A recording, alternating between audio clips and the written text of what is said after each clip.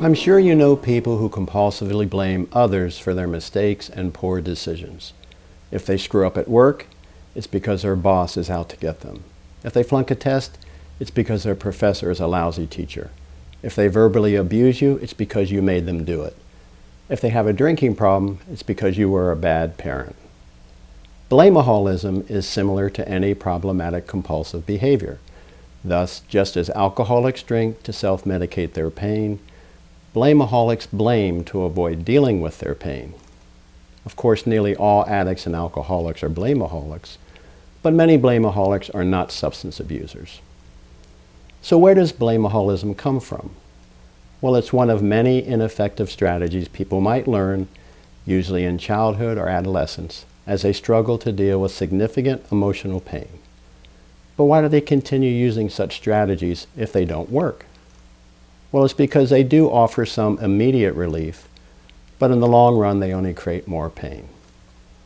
For example, if I learn to drink to numb my hurt, fear, and shame from growing up with an abusive alcoholic father, it does give some short-term relief from my suffering. But over time I'll probably develop an alcohol problem that will negatively impact my relationships, my work performance, and my emotional stability.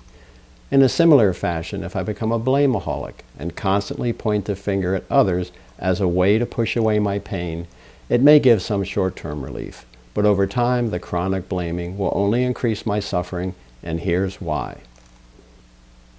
The big problem with being a blame-o-holic is that it makes you powerless. Thus it keeps you stuck and prevents you from healing. How does this happen?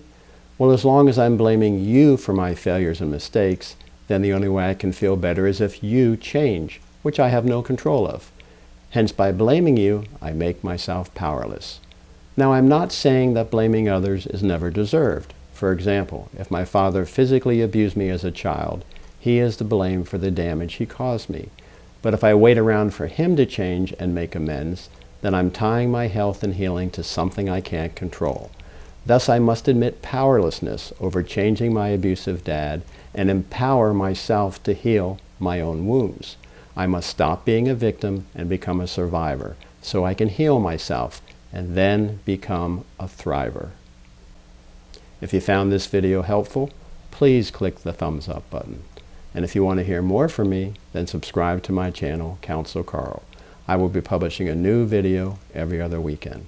And if you'd like help in escaping the prison of blame-o-holism, then visit my website, SerenityOnlineTherapy.com, to learn more about me and the services I provide. And finally, keep paying attention to your life. Until next time.